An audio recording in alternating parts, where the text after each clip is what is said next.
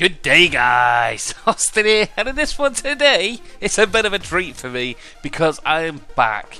Jesus wept. How long's it been?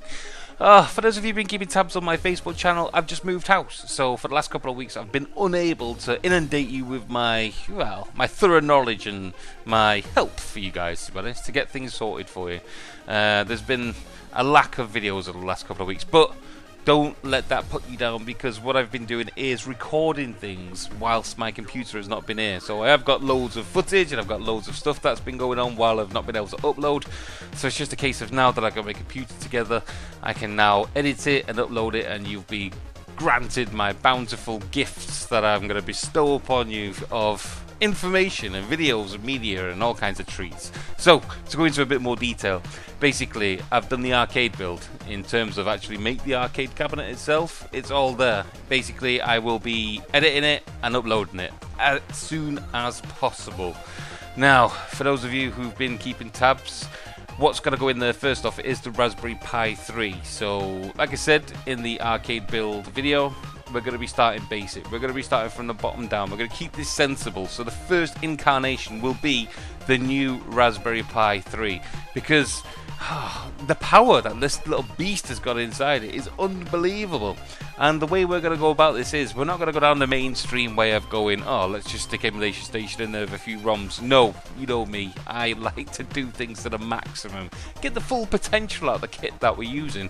So yes, we are going to be using the Pi 3, and we're going to be taking full advantage of its power by using, probably, now I'm dabbling in this at this moment in time, attract mode, because the features, the themes, and the stuff that this possesses is unbelievable. Basically, for those of you who are out the loop and you haven't been keeping tabs, attract mode can use hyperspin themes. In fact, it can use themes for virtually any front end out there. It is very functional in what it does, and the stuff that it brings to the party is unbelievable. What I want to know, and what I'm basically dabbling in now, is to see what kind of functionality it can also bring in there. So yes, it's got all the glitz and it's got the glam. It can look like hyperspin, it can look like anything you want. In terms of functionality though, I want to make sure that this has got the bits that we want in our arcade cabs to go forward. Oh, not just the arcade cabs, home setups, whatever you want. If you just want a game, plug it into your TV, just want to watch movies, media, TV, sports, all that kind of stuff, I'm going to be building an image for you so you can utilize this however you want, guys. And I'm going to be sharing that to the world, because that's the kind of guy I am. Right then, on top of that then, front ends while we're on it.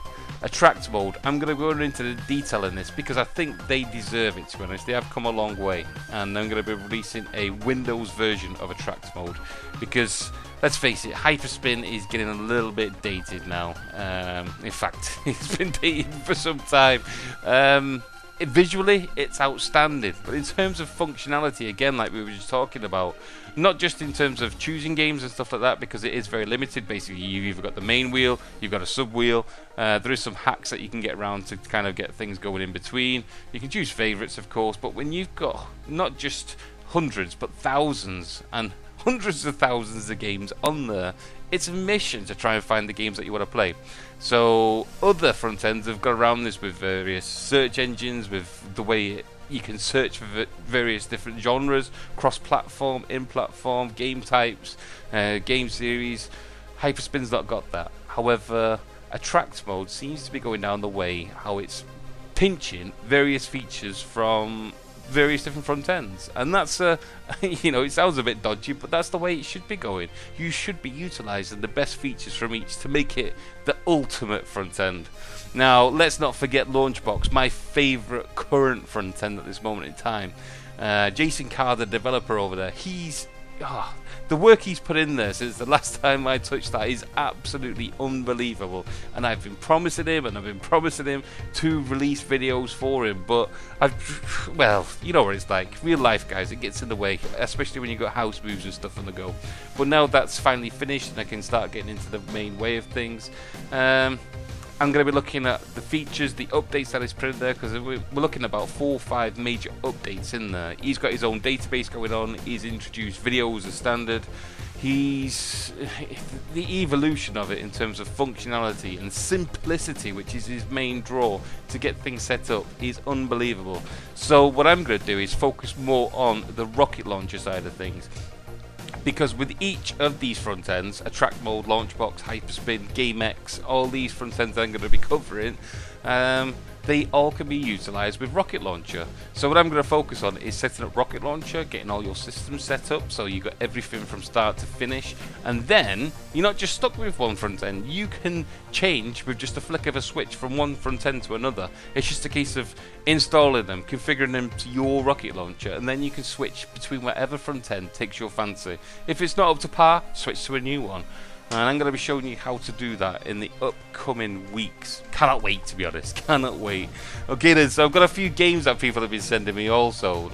You know I love to play games. It's just the fact that with all the videos, with all the edits and all the tutorials and me helping you guys out, it's not very often I get to play games. But there is some games that I've promised to play and cast my eyes on. I'm going to be focusing more on, I don't know, multiplayer and arcadey stuff. But you know what I'm like. I like my classics also. So we'll see where that's going. Unboxings then. I've been keep on getting sent these boxes for the subscription stuff, but I don't know why. Don't get me wrong, I love it. You know, send me all the gifts you want, and I'll unbox them, and I'll play with them, and I'll use them because there is some amazing boxes in there. But you've seen a lot of these boxes can be tat. Let's face it. These subscriptions, yes, they're good and they're geeky and all that kind of stuff, but you get stuff that you wouldn't buy, so what's the point in having them? There are some differences out there. For those of you who watched the last unboxing videos, I think Nerd Block was the best one. Thoroughly. It had amazing. There was only like one thing in there that I probably would not buy. But in terms of quality and stuff that it's hard to find, for me, in the UK anyway, I think that goes well above and beyond. So, yeah, I've got a few unboxings to come. Now, within that series, someone else has sent me one that they want their box looking at. Now, this is, I can't remember the name off the top of my head, but it's going to get a dedicated video anyway. But this is basically a geeky techie subscription, and what they do is they send you like something to make each week, and it's like a contraption, I don't know, a model or something geeky, something technical, and it comes in a kit. You make it and then it's yours. You know, do with it as you wish. I don't know, I have not opened the box yet, so I've got no idea what's inside, but look forward to that one because I've been told that it's quite good, the stuff that they do. But yeah, it's going to get a video, so more detail in that. Now, last but not least, my upgrade. Yes, I've upgraded my house. Not because of what I'm making here, because let's face it, it's YouTube. Unless you get into the hundreds of thousands, you're not going to earn no living off this. Basically, because I've changed my job, I've upgraded it, I've managed to get a nicer house, and it's got a spare room. Yay! So the spare room is what I call my studio. It's just a spare room, basically. But it allows me to set things up permanently. The missus isn't on my back because I've got things messing around everywhere. And I can bring more hands-on stuff to you because I've got a digital camera, I've got my computer permanently set up, I've got loads of other computers in bits, but we'll address them in later stages. But one of the main things that I'm going to be doing is upgrading to Windows 10. Now I know that there's probably loads of you out there that's had Windows 10 for months now. You know, it's been out for ages. But for me, it was just either too buggy, there wasn't enough features or compatibility with a lot of the emulators, front ends, and just Windows 10 in general. You know, I like things to become 100% compatible before I make the big change. But let's face it, it's the modern age, and you've got to stay with the times to get with the times.